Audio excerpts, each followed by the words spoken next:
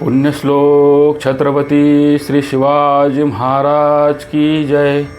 धर्मवीर छत्रपती श्री संभाजी महाराज की जय। भारत माता की जय। हिंदू धर्म की जय। नमस्कार मंडळी, धर्मवीर बलिदान मासाचा दिवस 7वा, शंभूचरित्रातलं प्रकरण 7, मराठे आणि पोर्तुगीज फिरंगी। आज्ञापत्रकाराने हिंदुस्थानात आलेल्या पाश्चात्य व्यापाऱ्यांच्या स्वभावाचे आणि त्यांच्या मनातील हेतूंचे वर्णन अगदी मार्मिक शब्दात केलेलं आहे। ते लिहितात, साहुकारांमध्ये फिरंगी, इंग्रज, बलंदेज व फराशिस तसेच डिंग मारादी टोपीकरी हेही लोक सावकारी करीतात, परंतु ते वरकड साहुकारासारखे नव्हेत। त्यांचे यांचे खावण प्रत्येक राज्याचे राज्य करीत आहेत। त्यांचे हुकमाने त्यांचे होसाते हे लोक या प्रांती सावकारीस येतात। राज्य करणारास स्थललोभ नाही असे काय घडो पाहते, तथापि टोपेकरास या प्रांती प्रवेश करावा, राज्य वाढवावे, स्वमते प्रतिष्ठावी हा पूर्णाभिमान। तदनुरूप स्थळोस्थळी कृतकार्यही झाले आहेत। त्यास ही हट्टी जात हातास आले स्थळी मेलेलेही सोडवायचे नव्हते। यांची अमरदप्ते आले गेले इतके असू द्यावी, त्यास केवळ नेहमी जागा देऊ नये। व्यापाराच्या निमित्ताने भारतात आलेल्या पाश्चात्यात प्रथम पोर्तुगीजांची गणना होते। इंग्रज, फ्रेंच, डच या व्यापाऱ्यांच्या पूर्वी त्यांनी भारतात सत्ता स्थापन केली आणि 1510 मध्ये पादाक्रांत केलेल्या गोव्यातून पोर्तुगीजांना 1947 साली भारत स्वतंत्र झाल्यानंतर 14 वर्षांनी हाकलून देण्यात आलं। 17व्या शतकाच्या अखेरीपर्यंत इंग्रज व फ्रेंच यांनी हिंदुस्थानात वाखारी घातल्या असल्या तरी त्यांचा मुख्य हेतू प्रामुख्याने व्यापार हाच होता। 1510 मध्ये पोर्तुगीजांनी आदिलशाहकडून गोवे शहर काबीज केले। हळूहळू प्रदेश ताब्यात घेत 1580 पर्यंत दीव, दमण, मुंबईसह वसई प्रांत, चेऊल, गोवा बेट, साष्ट व बारदेश, होनावर, बार्सेलोर व मंगळूर, कानानूर, क्रांगानूर, कुलाम व कोचीन, नंगपट्टण व मेलियापूर, बंगालमधील हुगळी आणि सातीगाव असा भारतातील प्रदेश पोर्तुगीजांच्या सत्तेखाली आला। परंतु त्यानंतर पोर्तुगीजांनी जिंकलेला प्रदेश मुघल बादशाह, कुतुबशाह, डच इत्यादींनी जिंकला। इसवी सन 1665 मध्ये मुंबई बेट पोर्तुगीजांनी इंग्रजांच्या स्वाधीन केलं। तसेच शिवाजी महाराजांच्या स्वराज्य स्थापनेच्या काळात दीव, दमण, वसई, चेऊल, गोवा बेट, साष्ट व बारदेश असा मराठी मुलखाशेजारील प्रदेश त्यांच्या ताब्यात होता। संभाजीराजे व गोव्याचे फिरंगी। शिवाजी महाराजांच्या अखेरीच्या काळात त्यांचे फिरंगी यांच्याशी संबंध फार सलोख्याचे नव्हते। इसवी सन 1675 मध्ये शिवाजी महाराजांनी आदिलशहाच्या ताब्यातील फोंडागड जिंकून घेतला। त्यानंतर कारवाई, शिवेश्वर आणि अंकोल्यापर्यंतचा मुलूक त्यांच्या ताब्यात होता। तसेच घाटाखालील मिरज नदीपर्यंतचा सर्व विजापुरी प्रदेश मराठ्यांच्याच आधिपत्याखाली होता। फोंडा किल्ला घेतल्यामुळे अंबेज, अष्टाकार, हेमाडबासे, बाळी, चंद्रवाडी व काकोडे म्हणजेच हल्लीचे फोंडे, सांगे, केपे व कांकोण हे महाल मराठ्यांच्या कब्जात होते। शिवाजी महाराजांना फोंडा किल्ल्याच्या विजयानंतर गोव्यावर स्वारी करावयाची होती, परंतु मुघलांबरोबर युद्ध चालू असल्यामुळे त्यांनी फिरंग्यांबरोबर हे युद्ध टाळले। त्यामुळे शिवाजीराजांच्या मृत्यूने फिरंगी यांना हायशे झाले। शिवाजी महाराजांच्या मृत्यूनंतर पन्हाळगडाला असतानाच संभाजीने प्रत्यक्ष राजसूत्रे हातात घेण्यापूर्वीच मराठी मुलखाभोवती असलेल्या परकीय सत्ताधीशांशी पत्रव्यवहार सुरू केला होता। वस्तुतः अनभिषिक्त छत्रपती असताना देखील शिवाजी महाराजांनंतर आपण राज्याचे वारस आहोत अशा भूमिकेतूनच त्यांनी गोवेकर विजयीशी पत्रव्यवहार सुरू केला होता आणि त्यामुळे संभाजीने आपल्या अंतर्गत आणि वारसा हक्कासंबंधित चालू असलेल्या कलहाचा सुगावा आपल्या शेजाऱ्यांना लागू दिला नाही। दिनांक 5 मे 1680च्या सुमारास संभाजीने रामजी नाईक ठाकूर या वकिलाबरोबर गोव्याचा विजयी अंतोनिया पायस सांदे या सलोख्याचे पत्र पाठवले। या पत्रात संभाजीने आपल्या वडिलांच्या दुःखद निधनाची बातमी देऊन आपण सत्ताधारी झाल्याचे कळविले आणि पोर्तुगीज मराठे यांच्यात मैत्रीचा तह करण्यास सुचविले। संभाजीच्या या पत्राचे गोव्याचा गव्हर्नरला कौतुक वाटले। त्याचवेळी कोकणात शांतता राखण्यासाठी गेलेल्या रायाजी पंडिताने गोव्यात जाऊन विजयीची भेट घेतली। विजयीने संभाजीला उत्तर धाडून शिवाजी महाराजांच्या मृत्यूबद्दल दुखवटा व्यक्त केला। संभाजीने स्वतःच्या हातात सूत्र घेतल्याबद्दल समाधानही दर्शवले। शिवाजी महाराजांच्या वेळेपासून असलेले शत्रुत्वाचे संबंध बदलल्याचेही त्यांनी संभाजीला कळवले. वर उल्लेख केल्याप्रमाणे संभाजीच्या तहाच्या सूचनेस गव्हर्नरने मान्यता देऊन तह कायम करण्यास सुचविले. विजयने रायाजी पंडिताला सांगितले की मी माझ्या साष्ट व कुडाळ येथील फिरंगी अधिकाऱ्यांना युद्धविषयक हालचाली बंद करण्याचे हुकूम दिले आहेत. रायाजी पंडिताला परतण्याची घाई असल्यामुळे विजयने पत्र न देता तहासंबंधी तोंडीच सांगून संभाजीला भेट म्हणून सोन्याचा मुलामा दिलेली बंदूक आणि 4 कापडाचे नग दिले. पोर्तुगीज व मराठे यांच्या शांतता राखण्याची बोलणी चालू असताना डिचोली येथील सुभेदार पोर्तुगीजांशी पूर्वीच्याच धोरणाप्रमाणे वागत होते. 2 ऑगस्ट 1680 रोजी मराठ्यांनी बारदेशमधील शिवलिम हे गाव लुटून 3 माणसांना पकडले. तसेच डिचोलीचा सुभेदार मोरो दादाजी याने गोव्याकडे मौल्यवान रत्ने घेऊन जाणाऱ्या व्यापाऱ्याला पकडले. या गोष्टी कळताच विजयने मोरो दादाजीला दिनांक 4/1/81 रोजी पत्र लिहून पकडलेली माणसे सोडण्यास सांगितले. या माणसांना सोडले नाही तर संभाजीला पोर्तुगीजांशी मैत्रीचे संबंध नको आहेत असेच विजय मानणार होता. वरील हालचालींचा विजयने निषेध केला आणि धर्माजी नागनाथ व मोरो दादाजीला पत्र पाठवून त्यांच्या प्रांतातील व्यापार बंद केला. मे 1681च्या सुमारास संभाजीराजा काही दिवस डिचोलीस राहिला होता. संभाजी डिचोलीला गेल्यासंबंधीचा उल्लेख पोर्तुगीज कागदपत्राशिवाय इतरत्र कोठेच आढळत नाही. तो तिकडे गेला का नाही हे समजू शकत नाही. कदाचित पोर्तुगीज प्रदेशाची माहिती काढावयाच्या हेतूने तो तिकडे गेला असेल. संभाजी जून 1681 काही दिवस पन्हाळ्याहून मलकापूर प्रांतात गेला होता. तेव्हा तुळाजी देसाई यांनी आपल्या देशमुखी संबंधी तक्रार केली होती. यावरून संभाजीराजे मलकापूरहून डिचोलीला गेले असावेत. संभाजीचा डिचोलीस मुक्काम असताना विजयने त्यास पत्र लिहून शिवाजीच्या मरणानंतर ज्या काळी संभाजीला सर्व गोष्टी अनुकूल वाटल्या नव्हत्या त्यावेळी त्यांच्याशी कशी वर्तणूक ठेवली होती त्याची आठवण करून दिली. विजयने संभाजीला डिचोलीच्या सुभेदाराच्या हालचाली थांबविण्याविषयी सुचविले.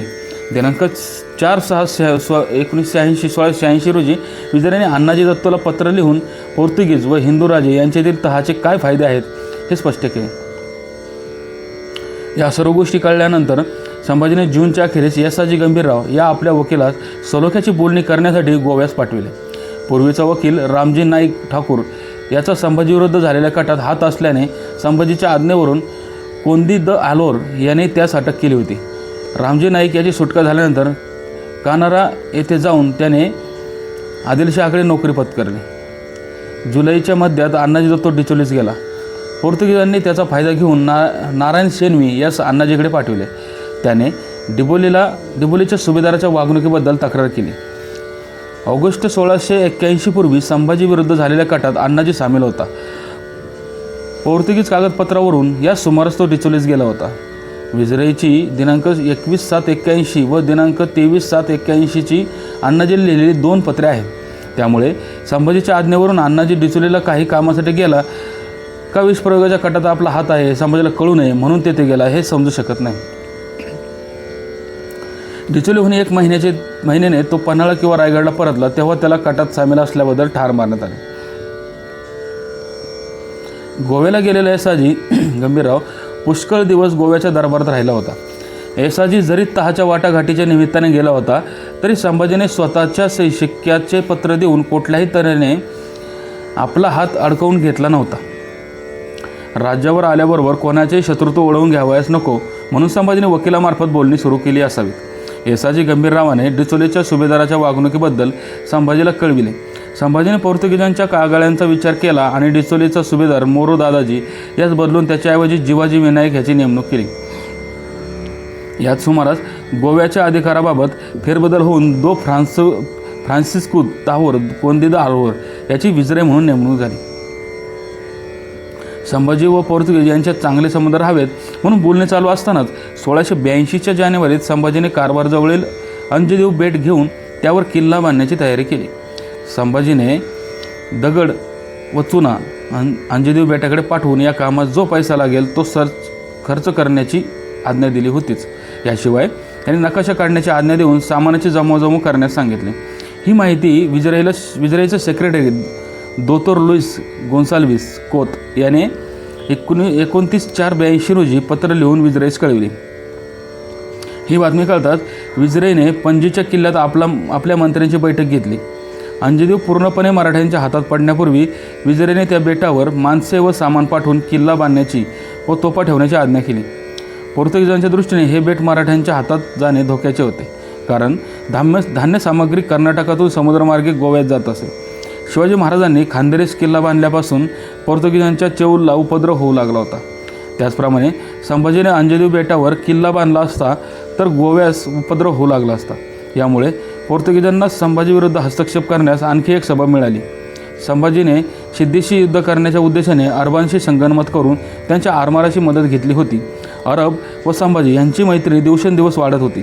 अरब हे पोर्तुगीजांचे शत्रू, त्यामुळे अंजनी बेट संभाजीच्या ताब्यात जाण्याची भीती विजराईला वाटू लागली. दिनांक 5 मे 1682 रोजी पोर्तुगीजांनी अंजनी बेटाचा ताबा घेतला. दिनांक 2/7/82 रोजी कॅप्टन आमारो सिमोनिस पेरर यांनी तेथील किल्ल्याच्या पहिला दगड बसवून 6 महिन्यांच्या आत किल्ला बांधून काढला. पावसाळ्यात अंजनी बेटावर 700 सैनिक आणि इतर गवंडी, सुतार, ओलोहार, मजूर इत्यादी मिळून 1000 माणसे काम करीत होती. ही गोष्ट संभाजीराजांना कळली. त्यांनी आपल्या वकिलामार्फत या अंकोल्याच्या सुभेदाराकडून विजराईकडे वरील कृत्याबद्दल तक्रार केली, परंतु हे बेट पोर्तुगीजांचेच असून त्याबाबत बोलण्यास संभाजीला अधिकार नाही असे विजराईने उत्तर दिले. अंजनी बेटासंबंधी पोर्तुगीज व मराठे यांच्यात वाद निर्माण झाला आणि हळूहळू त्यांच्यातील मैत्रीचे संबंध दुरावत चालले. दिनांक 19/3/82 रोजी डिचोलीचा सुभेदार जिवाजी विनायक यांनी सैन्यासह चोरो बेटावर प्रवेश केला. हा प्रवेश नारबाराव देसाईच्या प्रदेशातून करण्यात आला होता. या देसाईतर्फे पोर्तुगीजांनी मराठ्यांविरुद्ध शस्त्र उपसले. अशा बारीक सारीक कागाळ्या एकमेकांविरुद्ध चालू असल्या तरी त्यामुळे पोर्तुगीज मराठे संबंध पूर्णपणे बिघडलेले नव्हते आणि त्यांचा पत्रव्यवहार पूर्ववत चालू राहिला होता. मराठ्यांच्या वकिलामार्फत संभाजीला पुत्र झाल्याचे जेव्हा विजराईला समजले तेव्हा त्याने दिनांक 28/7/82 रोजी संभाजीला पत्र लिहून त्याचे अभिनंदन केले आणि नवीन जन्मलेल्या राजपुत्रास एक दागिना नजर केला. संभाजीराजाने येसाजी गंभीरराव बरोबर विजराईला दुसरे पत्र लिहून कळविले की डिचोली व कुडाळ यांच्या परिसरात आपण 2 दारूचे कारखाने उभारले असून कर्नाटकात व मलबारमध्ये तोफा, गंधक, सोरा हे सामान विकत घेण्याची परवानगी मिळाली आहे, तरी त्यास पोर्तुगीज आरमाराकडून अडथळा होऊ नये. दिनांक 27/7/82 रोजी संभाजीला विजराईने पत्र लिहून त्याच्या सर्व मागण्या मान्य केल्या. तरीही मराठी सुभेदारांकडून पोर्तुगीजांना चांगली वागणूक मिळत नसून उत्तरेकडील बंदरातील पोर्तुगीजांची गलबते मराठा सुभेदारांकडून पकडले जातात व त्यामुळे पोर्तुगीज प्रजेला त्रास होतो अशी तक्रार त्याने केली होती. मराठ्यांच्या 4-5 गलबतांनी चेऊलजवळ कॅबेकडे जाणारे व्यापारी जहाज पकडले होते.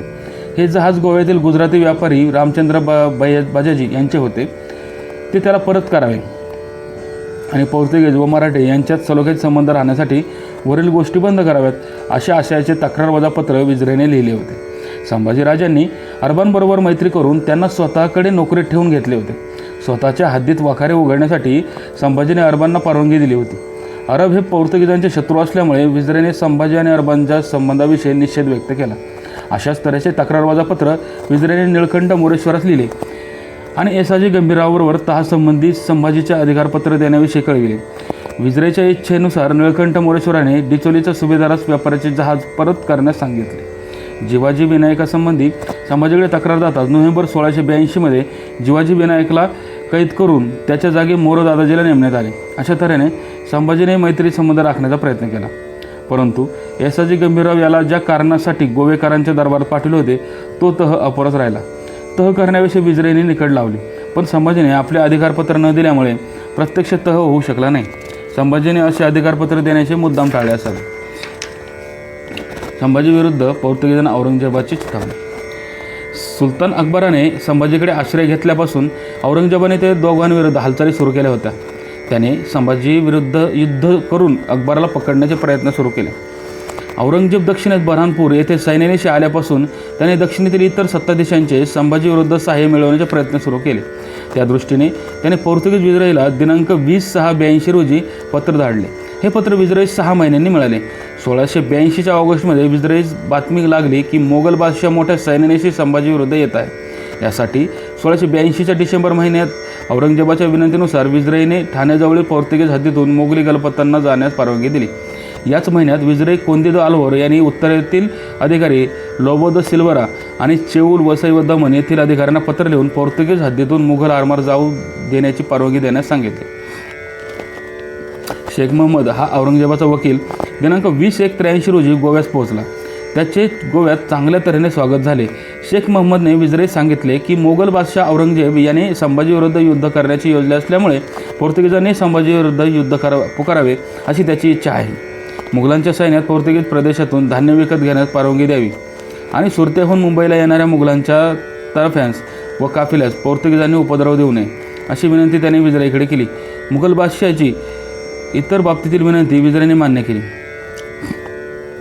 परंतु संभाजीची सलोखा असल्यामुळे मराठ्यांशी युद्ध करण्याचे नाकारले. पोर्तुगीज दरबारात असलेल्या येसाजी गंभीररावला विजय व शेख महम्मद यांच्यातील वाटाघाटींचा सुगावा लागला. मुघल वकील विजयीस भेटून जाताच येसाजी गंभीररावाने दिनांक 10/2/83 रोजी विजयीची भेट घेतली. त्याने मुघल व विजय यांच्यात चाललेल्या वाटाघाटींची विचारणा केली. विजयीने शेख महम्मदाशी केलेल्या बोलण्याची येसाजीला माहिती दिली. याच संबंधात रामचंद्र पंडितांनी विजयीची विचारणा केली. दिनांक 17/2/83च्या पत्रात विजय रामचंद्र पंडितास लिहितो, संभाजीराजांनी आमची पकडलेली गलबते व मच्छे परत केले नाहीत. जे गाव जाळले त्याची नुकसान भरपाई दिली नाही. या गोष्टी केल्याखेरीज येसाजी गंभीररावाच्या वाटाघाटीचा उपयोग नाही. राजे यांनी येसाजीला तह करण्यासाठी अधिकारपत्रे दिलेले नाहीत. ते केवळ वेळ काढत आहेत. आता मुघल दक्षिणेत उतरत असून त्यांनी मदत मागितली आहे. मी वकिलास परत पाठवले आहे. वेळ येईल तेव्हा संभाजीस आमच्या मदतीचे महत्त्व कळून येईल. मुघलांच्या वकिलास आम्ही उत्तर देण्यापूर्वीच काय ते कळवा. या बाबतीत काय करावायचे ते लवकर करा. हे पत्र पाहिले म्हणजे सहज असे वाटते की संभाजीला पोर्तुगीज मदत देण्यास तयार असूनही ती त्याने घेतली नाही. संभाजीला दोष देत जरी विजयने रामचंद्र पंडिता दमदाटीचे पत्र लिहिले असले तरी प्रत्यक्षात गोवेकरांनी डिसेंबर 1682 पासूनच मुघलांना मदत देण्यास सुरुवात केली होती. एकीकडे संभाजीने पत्र दिले नाही म्हणून तक्रार करीत दुसरीकडे त्यांनी मुघलांचे संधान मानले. दिनांक 12/4/83 रोजी विजयने औरंगजेबास लिहिलेल्या पत्रावरून विजयची खरी भूमिका लक्षात येते व त्यांच्या दुटप्पी राजकारणाचा बोध होतो. हे पत्र पाहिले म्हणजे संभाजीची भूमिका योग्यच होती हे सिद्ध होते. गोव्यात गेलेला मुघल वकील एप्रिल 1683 पोर्तुगीज जहाजातून परत जावायस निघाला. त्या जहाजाचा कॅप्टन फॅलिसिओ कापोलो हा होता. विजयने दमनच्या अधिकाऱ्यास पत्र लिहून मुघल वकिलास सर्व तऱ्हेचे सहाय्य देण्यास व त्याला जरूर पडली तर खरेदीला पैसे देण्यास सांगितले होते. हा वकील परत जाताच विजयने दिनांक 12/4/83 रोजी औरंगजेबास एक महत्त्वाचे पत्र लिहिले. तसेच विजयला पोर्तुगालच्या राजाकडून संभाजीचा नायनाट करण्यासाठी पत्र आले होते. विजयने औरंगजेबाला लिहिलेल्या पत्रात पोर्तुगीजांचे मराठ्यांविषयी धोरण काय होते व त्यांचा मुघलांकडे कल कसा होता हे स्पष्ट केले होते. तसेच मुघल मराठा संघर्षाचा फायदा घेऊन पोर्तुगीजांना दक्षिण कोकणवर आपला अधिकार प्रस्थापित करायचा होता. विजय औरंगजेबाला लिहितो, आपले पत्र जरी दिनांक 20/6/82 रोजी लिहिलेले असले तरी ते मला जानेवारी 83च्या अखेरीस मिळाले. या पत्रात आपण म्हटले होते की आमची धान्य सामग्री घेऊन जाणारे तर्फे तुमच्या ताब्याबरोबर जातील. संभाजीचा नायनाट करण्यासाठी आपले पत्र येण्यापूर्वीच पोर्तुगालच्या राजाच्या आदेशानुसार मी सर्व व्यवस्था केलीच होती. ती व्यवस्थामध्ये उत्तरेकडील अधिकारी डॉम मॅन्युअल लोबो द सिल्वरिया आणि चेऊल वसई व दमन येथील अधिकाऱ्यांना मी लिहिले होते की मुघल सैन्यास आपल्या हद्दीत जाण्यास अडचण करू नये. त्यांना दानागोटा विकत घेण्यासंबंधी परवानगी द्यावी. आपण सांगितल्याप्रमाणे 6 लढाऊ गलबते तयार करून तुमच्या आरमाराच्या सहाय्यास तयार ठेवली. या सर्व गोष्टी शत्रूला कळल्या. त्याने मला पत्र लिहून मुघलांना मदत न करता आम्हाला करावे म्हणून लिहिले. माझा वाडा तुमच्याकडे असल्यामुळे मी संभाजीला केलेली विनंती अमान्य केली. या सहाय्याबद्दल आपल्याला मी विनंती करतो की मी केलेल्या मदतीबद्दल जो कोकणचा प्रदेश तुम्ही जिंकून याल तो आम्हास बहाल करावा. इतकेच नव्हे तर कल्याण भिवंडीकडे जाणाऱ्या तुमच्या तारव्यास प्रतिकार करण्यासाठी संभाजीराजाने पारसिक येथे किल्ला बांधण्याची तयारी केली असता आम्ही ती जागा ताब्यात घेतली व तेथे किल्ला बांधला. धान्य घेऊन जाणाऱ्या तुमच्या सैन्यास अडचण करावी हा संभाजीचा उद्देश मी सफल होऊ दिला नाही. तुम्हाला मदत करण्याच्या उद्देशाने मी 6 गलबते बांधून ठेवली. त्यासाठी आलेला खर्च तुम्ही आम्हाला द्यावा. विजयला मुघल मराठी संघर्षातून स्वतःचा फायदा करून घ्यावायचा होता. मुघल व मराठी यांच्या लढाईत संभाजीचा खात्रीने पराजय होईल असे विजयला वाटत होते. तेव्हा वाहते गंगेत हात धुवून मुघलांकडून दक्षिण कोकण कब्जात घ्यावायचा त्याने प्रयत्न केला. संबंध दक्षिण कोकणचा प्रदेश गोव्यास जोडणे हा पोर्तुगीजांचा फार जुना हेतू होता. विजय कोंडी द आल्वर याची वागणूक त्या धोरणाला अनुसरत होती.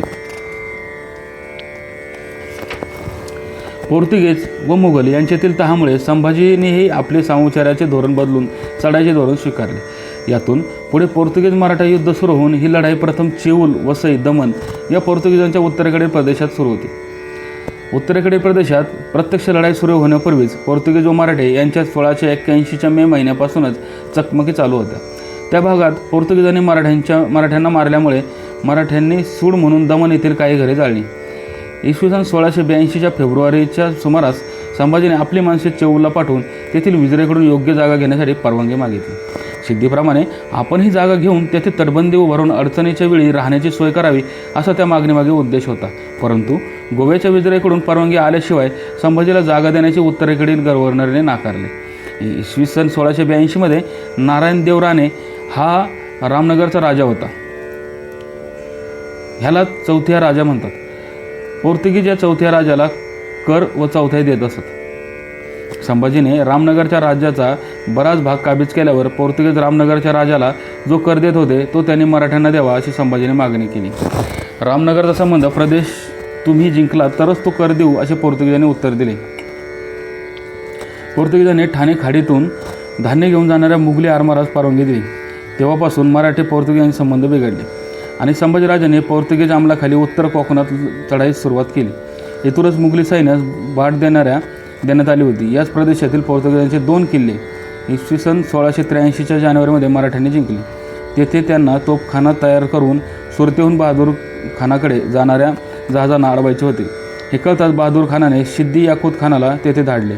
या सिद्दी याकूत खानाने मराठ्यांनी घेतलेल्या 2 गडांपैकी एक जमीनदोस्त करून पुष्कळ लोकांची कत्तल केली. दुसरा किल्ला त्याला मराठ्यांकडून घेता येईना म्हणून बहादूर खान तेथे पोहोचला. 5/1/83 रोजी त्याची मराठ्यांबरोबर लढाई झाली. गड घेऊन बहादूर खान कल्याण भिवंडीकडे गेला. या 2 गडांची नावे कळू शकत नाहीत. मुघल फौजेला समुद्रमार्गाने येणारे रसद अडविण्यासाठी व पोर्तुगीजांना जरब बसवण्यासाठी संभाजीने पोर्तुगीजांचे 2 गड घेतले होते. 15/4/83 रोजी संभाजीने स्वतः 1000 घोडदळ व 200 पायदळ घेऊन तारापूरवर हल्ला केला आणि ते शहर जाळले. याशिवाय मराठ्यांनी दमणपासून वसईपर्यंत असलेल्या डहाणू, आसिरीम, सैवाना आणि इतर काही गावांवर हल्ले केले. त्यांनी काही गावे लुटली, काही जाळली, होड्या व पडाव हस्तगत केले आणि 2 पोर्तुगीज पाद्रीही कैद केले. तारापूरचा अधिकारी मॅन्युअल अल्वारेस तेथे गेला. त्याने झाडाझुडपांचा आडोसा तयार करून मराठ्यांवर हल्ले केले. पोर्तुगीजांनी बदला म्हणून कर्नाटकातून तांदूळ घेऊन येणारे वेंगुर्ल्याच्या व्यापाऱ्याचे काही पडाव व मचवे गोव्यास धरून नेले. गोवे दरबारातील यशाजी गंभीररावाला कैद केले. मराठ्यांच्या वकिलास कैद केल्यामुळे अकबराच्या वकिलाने त्यासंबंधी पोर्तुगीजांकडे विचारणा केली होती. तेव्हा कोंदिदा अल्वर याने सांगितले की संभाजीने पूर्वसूचना देता एकदम आमच्याशी युद्ध सुरू करून मराठ्यांच्या प्रदेशातून विश्वासाने जाणाऱ्या पोर्तुगीज पाद्र्यास कैद केले. याशिवाय पोर्तुगीजांसाठी धान्य घेऊन येणाऱ्या लमानास मराठी पकडून ठेवणार हे कळल्यावरून मराठ्यांच्या वकिलास पहारेकरांच्या देखरेखीत ठेवण्यात आले होते. काही दिवसानंतर यशाजी गंभीरराव यास गोव्याहून परत जाण्यास परवानगी देण्यात आली. अशा तऱ्हेने पोर्तुगीज मराठी यांचे संबंध बिघडत गेले. याचे पर्यवसान त्यांच्या युद्धात झाले. ते संबंध किती बिघडले होते हे विजयाच्या उद्गारावरून लक्षात येते. संभाजीने कल्याण भिवंडीस मुघलांवर जय मिळविला तेव्हा अभिनंदन करण्याची सूचना विजयास दिनांक 4/5/1683 रोजी देण्यात आली होती. तेव्हा कोंदिदा अल्वरने म्हटले, आमचा संभाजीशी संबंध आता निराळा आहे, त्यामुळे त्याच्या अभिनंदनाचे कारणच आता राहिलेले नाही. संभाजीने हे उघडपणे जाहीर केले होते की आपण डिचोलीला जाणार आहोत. त्याने आपण एका अधिकाऱ्यास वेढा देण्यासाठी चेऊरला धाडले. इथूनच पोर्तुगीज मराठी युद्धास प्रारंभ झाला. हे युद्ध सुरू होताच विजय कोंदिदा अल्वर या संभाजीराजाला जिवंत पकडण्याची इच्छा होती. भतग्रामातील नार्वे येथे गोकुळ अष्टमीस जत्रा भरत असे. यावेळी हजारो लोक पंचगंगा नदीत स्नान करण्यासाठी जात. त्या नदीच्या दक्षिण तीरावर पोर्तुगीजांच्या अंमलाखाली दिवाळी हे बेट होते. नदीच्या उत्तर तीरावरील भतग्रामातील नार्वे संभाजीच्या राज्यात होते. संभाजीराजा नार्वेच्या नदीत स्नान करण्यासाठी येणार असल्याची बातमी विजयास दिनांक 12/8/83 रोजी लागली. तो प्रत्यक्ष आला तर त्याच्यावर अचानक छापा घालून त्यास पकडण्याचा पोर्तुगीजांना विचार होता. परंतु संभाजीने स्नान करण्याचा विचार रहित केल्यामुळे कदाचित विजयाचा हा बेत फसला असावा, कारण या गोष्टीसंबंधी पुढे काय झाले हे पोर्तुगीज कागदपत्र आढळत नाही. उत्तर कोकणातील हालचाली कुलाबा जिल्ह्यातील नागावच्या पुढे चेऊर हे बंदर आहे. त्याला लागून रेवदंडा आहे. इसवी सन 1580 पासूनच वसई प्रांत हा चेऊर पोर्तुगीजांनी ताब्यात होते. चेऊरला त्यांनी कोट बांधूनच त्याला सागरी किल्ल्याचे स्वरूप आणले. चेऊरच्या पश्चिमेस समुद्र आणि दक्षिण कुंडलिका खाडी आहे. उरलेल्या 2 दिशांना पोर्तुगीजांनी खंदक खोदून तो थेट पाण्याला नेऊन भिडविला. रेवदंडा हा गाव चेऊरचा एक भाग आहे. पोर्तुगीजांनी तेथे तट बांधून ते व्यापाराचे स्वतंत्र ठाणे केले होते. कप्तान सोज यांनी 1558मध्ये हा किल्ला बांधण्यास प्रारंभ केला. चेऊरचा वेढा त्यावेळी तेथे असलेल्या फादर पिएर जोसेफ और यांनी संभाजी महाराजांच्या गोव्यातील लढाईची थोडक्यात माहिती दिलेली आहे. ती पोर्तुगीज कागदपत्रांशी माहितीशी जुळते. प्रत्यक्ष वेढ्याला सुरू करण्यापूर्वीच इसवी सन 1682च्या जूनमध्ये मराठ्यांनी चेऊल प्रांतात जाऊन किल्ल्याला घेरले होते. त्यावेळी तिथे असलेला किल्लेदार शेख हबीबुल्ला यांनी मराठ्यांच्या हल्ला केल्यामुळे मराठे पळाले. यानंतर मराठ्यांनी दिनांक 23/7/82 रोजी रेवदंड्याला किल्ल्यावर हल्ला केला. एकाच वेळी त्यांनी ह्या किल्ल्यावरच सदरहू शहराच्या तटावर आणि कोर्लेच्या किल्ल्यावर हल्ला केला. वरील हालचालीनंतर 1 वर्षाने वद्य 11 ज्येष्ठ 1605 म्हणजे दिनांक 10/6/83 रोजी संभाजीराजे राजापुरात गेले. फिरंग्यांशी बिघाड होऊन रेवदंड्यास वेढा घातला. संभाजीराजे यांचा वेढा फिरंगानास आला अशी नोंद अधिकारी शकावलीस आढळते. पोर्तुगीज कॅलेंडर इंग्रजी कॅलेंडरपेक्षा 10 दिवसांनी जास्त धरले जाते. त्या दृष्टीने हा वेढा 20 जूनला घातला असे होते. हा किल्ला घेण्याच्या उद्देशाने मराठ्यांच्या 2000 घोडदळ आणि 6000 पायदळ असलेल्या तुकडीने दिनांक 22 अथवा 23 जुलैच्या रात्री चेऊलवर हल्ला चढविला. इंग्रज वखारवाल्यांना या वेढ्याची माहिती होती. संभाजीराजांनी मोठ्या सैन्यानिशी चेऊलला वेढा दिला असून ते तो घेण्याच्या बेतात असल्याचे सुरतकारांनी आपल्या दिनांक 31/7/83च्या पत्रात स्पष्ट केले होते. रात्रीच्या पावसामुळे किल्ल्यावरील बरेचसे पहारेकरी घरी गेले होते. जे थोडे होते ते दमले होते. याचा फायदा घेऊन मराठ्यांनी शिड्या लावून किल्ल्यात प्रवेश केला. वर चढणाऱ्यांना किल्ल्यावरील पोर्तुगीजांनी ढकलून दिले आणि लावलेल्या शिड्या फेकून दिल्या. अशा तऱ्हेने पोर्तुगीजांनी मराठ्यांचा हा हल्ला परतून लावला. डॉन फ्रान्सिस्को द कोस्टा यांनी हातातील बंदुकीने गोळीबार केला. चेऊलवर हल्ला केला. त्याच दिवशी मराठ्यांनी कोर्ल्याच्या किल्ल्यावरही हल्ला केला. मराठ्यांकडे 6 गुप्तहेरांनी आवाज न करता गडावर चढून जाण्याचा प्रयत्न करून तेथील पहारेकऱ्यांना मारले. तटावरून चढणारे मराठे पकडले गेले. त्यामुळे पोर्तुगीजांना हल्ल्याची कल्पना आली. त्यांनी तोफा उडवून मराठ्यांचा हल्ला परतून लावला. चेऊल येथील मेरीच्या चर्चला मराठ्यांनी दिलेला वेढा 5 महिने चालू होता. दिनांक 12/9/83 रोजी वसई तालुक्यातील अंजोर गावावर मराठ्यांनी हल्ला केला. या हल्ल्यात मराठी चपळाईने आणि मोठ्या शिताफीने लढले. मराठ्यांच्या एका लहानशा तुकडीने अंजोरमध्ये जाऊन तेथील कापणीला आलेली शेते उद्ध्वस्त केली. हे कळताच पारसिक गडावरील अधिकाऱ्यांनी मराठ्यांना हाकलवून देण्यासाठी 25 माणसे पाठविली. ही माणसे तेथे पोहोचताच मराठ्यांनी पळण्याचा आव्हानला पोर्तुगीज सैनिक मराठ्यांच्या मागे धावत सुटले. त्यांनी आपल्या अंगावर घेत मराठी पोर्तुगीजांना कल्पना नसलेल्या जागी दडी मारून बसले. मराठ्यांनी बांधलेल्या खणकाजवळ पोर्तुगीज पोहोचतात लपून बसलेल्या लोकांनी त्यांच्यावर अचानक हल्ला केला. या हल्ल्यामुळे पोर्तुगीज घाबरले आणि त्यांनी पळ काढला. मराठी जातीनेच चपळ असल्यामुळे त्यांना पोर्तुगीज सैनिकांचा पाठलाग करण्यास काहीच वाटले नाही. पोर्तुगीज सैनिकांना मारल्यानंतर मराठी तिथून पळाले. जून-जुलैमध्ये सुरू केलेला चेऊलचा लढा चालूच होता. या आघाडीवर संभाजीराजांनी पंतप्रधान निळोमोरेश्वर याला रवाना केले. इसवी सन 1683च्या राबर महिन्यात 8000 कुमक घेऊन चेऊलला पोहोचले. या तुकडीने उत्तरेकडील पोर्तुगालची अनेक खेडी उद्ध्वस्त केली. अनेक खेडी जाळली. वेढा निकराने चालविण्यासाठी ऑक्टोबरच्या पहिल्या आठवड्यात निळोमोरेश्वराने चेऊलजवळील एका टेकडीवर 4 बुरुज उभे केले. मोठ्या तोफा तेथे नेण्यात आल्या. मराठ्यांनी केलेल्या हल्ल्यामुळे पोर्तुगीजांची दंडायना उडून त्यांना वेढ्यास तोड देणे कठीण झाले. कित्येक अधिकारी लढाई सोडून गोव्याला पळून गेले. 4000 फिरंग्यांनी मुंबईला आसरा घेतला. चेऊल संकटात सापडले. मराठ्यांविरुद्ध निभाव लागेना म्हणून तेथील लोकांनी गोव्याच्या विजराईकडून मदत मागितली. गोव्याहून चेऊलला धाडण्यास पुरेशी सैन्यशक्ती नसल्याने गोव्याच्या विजराईने मुघल अधिकारी याकूत खान आणि खैरात खान यांना अनुक्रमे 13 आणि 20 नोव्हेंबर रोजी पत्रे लिहून त्यांच्याकडून चेऊलच्या प्रतिकारासाठी मदत मागितली. या मागणीचा विचार करून सिद्दी याकूत खानाने 400 सैनिक पाठवले. त्यातील 70 बुडाले. वसईचा जनरल मानवेत लोबोद सिल्वर याच्याजवळ असलेली पायदळाची तुकडी व याकूत खानाने पाठवलेली कुमक समुद्रमार्गे रेवदंड्यास धाडण्यात आली. सिद्दी याकूत खानाची जहाजे करंजास नांगरून राहिल्यामुळे नागावला असलेल्या मराठ्यांच्या 75 गलबतांना करंजाला जाता येईना. सिद्दी याकूत खानाने दिलेल्या मदतीबद्दल काही अपेक्षा ठेवली नव्हती. तरीसुद्धा दिलेल्या मदतीची जाणीव ठेवून पोर्तुगीजांनी पुढे 1694मध्ये सिद्दी याकूत खानाला एक जहाज बक्षीस दिले. चेऊलच्या गव्हर्नरने गोव्याच्या विजराईला मदत मागताच त्यांनी काही जहाजे जनरल द कॉस्तो याच्या नेतृत्वाखाली पाठवण्याचे ठरवले. परंतु याच वेळेला संभाजीराजांनी जुवे, साष्ट्या व बारदेस येथे चढाई केल्याने विजराईला तयार ठेवलेली जहाजे पाठविता आली नाही. गोव्याच्या संरक्षणाला महत्त्व देणे जरूर असल्याने चेऊलकडे तोफखाना घेऊन एक लहान जहाज धाडण्यात आले. परंतु ही मदत पुरेशी नसल्याने चेऊलची स्थिती शोचनीय झाली.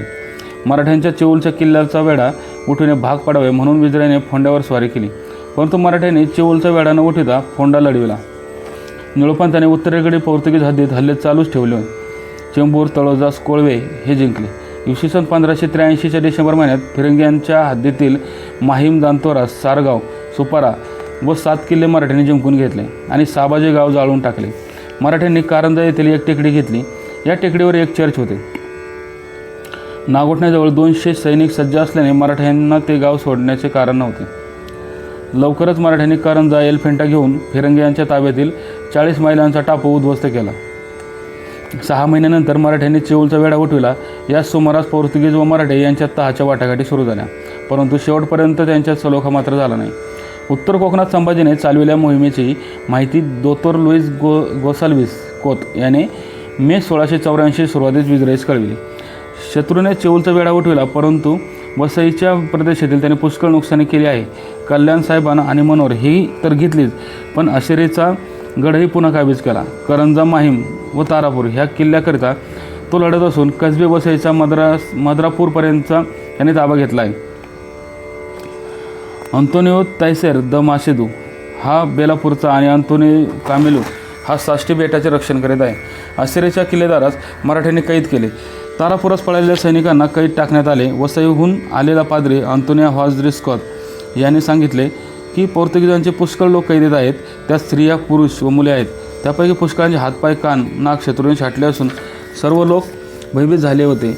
या ठिकाणी शत्रू पोहोचला. तेथे चर्चेस त्याने ताब्यात घेतली. मनोर येथील किल्ला व चर्च त्याने जमीनदोस्त केले. मध्यंतरी पोर्तुगीज व संभाजी यांच्यात तह झाला होता, परंतु हा तह कृतीत न आल्यामुळे पोर्तुगीजांनी मराठ्यांबरोबर युद्ध चालू ठेवले. कोकणातील बऱ्याचशा देसाईंशी संगनमत करून त्याने संभाजीविरुद्ध बंड करण्यास पोर्तुगीजांनी प्रवृत्त केले. विजराईने देसायांशी दिनांक 8/2/85 रोजी गुप्त करार केला. त्याने उठाव करून एकाच वेळी निरनिराळ्या ठिकाणी छापा घातला. उत्तर कोकणात संभाजीने पोर्तुगीजांपासून काबीज केलेला प्रदेश त्याने परत मिळवला. दिनांक 27 ऑगस्ट 12 सप्टेंबर 1685 रोजी अनुक्रमे जीवधन व कामनदुर्ग हे किल्ले पोर्तुगीजांनी मराठ्यांकडून हस्तगत केले. पोर्तुगीजांच्या आशिरेचा किल्ला संभाजीने घेतला होता. तो त्याने इसवी सन 1687च्या ऑक्टोबरमध्ये परत मिळवला. पोर्तुगीजांकडून लाच घेऊन हा किल्ला त्यांच्या हवाली करण्यास मराठे तयार होते, पण आपण तो किल्ला जिंकून घेतला असेच विजराईने पोर्तुगालच्या राजास कळविले. संभाजीच्या राज्यातील लहान तारवास समुद्रात फिरण्यासाठी प्रत्येकी 4 आण्यांपेक्षा जास्त पैसे न देता दस्तक द्यावा अशी विजराईने दिनांक 11 मे 1686 रोजी कॅप्टनला आज्ञा केली. अशा तऱ्हेने मराठ्यांनी इसवी सन 1683मध्ये पोर्तुगीजांच्या उत्तर हद्दीत सुरू केलेल्या हालचाली इसवी सन 1687पर्यंत चालू होत्या. मराठी पोर्तुगीज युद्धाची दुसरी आघाडी. गोवेकर विजराईने औरंगजेबाला लिहिलेल्या पत्रानुसार पोर्तुगीजांना कोकण प्रांत जिंकवायचा होता. संभाजीराजे यांनी उत्तरेकडे हालचाली सुरू केल्या. हे निमित्त करून विजराईने मराठी सरहद्दीवर आक्रमण करण्याचा निश्चय केला. डॉन फ्रान्सिस्को तावेर चेऊलपासून लांब असल्याने त्याला मराठ्यांच्या तावडीतून सोडविता येईना. चेऊलच्या किल्ल्याचा वेढा उठविणे मराठ्यांस भाग पडावे या उद्देशाने विजराईने फोंड्यावर स्वारी करण्याची योजले. खालील कारणासाठी विजराईला फोंड्यावर चढाई करायची होती. शत्रूस चेऊलचा वेढा उठविण्यास भाग पाडणे, पोर्तुगीज अंमलातील गोवे यांचे रक्षण करणे सोपे होण्याकरता दक्षिण कोकणचा सर्व प्रदेश मिळविणे, संभाजीच्या जुलमाप्रमाणे कोकणातील जनतेस आपणावर पोर्तुगीज सत्ता असावी अशी इच्छा आहे म्हणून तिला आपल्या अंमलाखाली आणणे, कोकणचे उत्पन्न मोठे असल्यामुळे तो प्रदेश ताब्यात घेणे, मोगलांनी दक्षिण कोकण घेण्यापूर्वी तो हस्तगत करणे. 27/8/83 रोजी विजराईने जाहीर केले की संभाजीराजे मोठे सैन्य घेऊन गोव्यावर चाल करून येणार आहेत, तरी सर्वांनी गोव्याच्या संरक्षणाची व्यवस्थेस लागावे. दिनांक 7/9/83 रोजी विजराईने हुकूम काढला की बारदेश, साष्ट आणि गोवा येथील स्थानिक लोकांनी 7-8 तारखेस संभाजीच्या सरहद्दीत शिरावे. सर्व लोक एका चर्चमध्ये जमले. नदी ओलांडून पोर्तुगीजांनी मराठी मुलखातील खेडी व पोते जाळली, परंतु पावसामुळे त्यांच्या हाती काहीच लागले नाही. सप्टेंबर आणि ऑक्टोबर महिन्यात विजराईने फोंड्याच्या वेढ्याची तयारी केली. फोंडघास वेढ्या देण्यास विजराईचा बेत बराच आधी ठरला असावा, कारण 19/9/83 रोजी विजराईच्या आदेशानुसार 2 बोटी भरून माणसे आली. या बोटीत सर्व सैनिक असतील असे विजराईस वाटले, परंतु प्रत्यक्षात 3 ते 4 हजार माणसांपैकी फक्त 150 सैनिक होते. बाकीच्या स्त्रिया आणि मुले होते. विजराई आगाशी येथे सैन्यासह जाऊन राहिला. विजराईची तयारी पाहून स्वस्थ बसणाऱ्यांपैकी संभाजीराजे खासच नव्हते. त्यांनी गोवेकरांच्या दुटप्पी धोरणाचा पुरा मोड करण्याचे ठरविले आणि विजराई फोंड्याला वेढा देणार हे कळताच राजे जातीने त्याला तोंड देण्याच्या तयारीस लागले.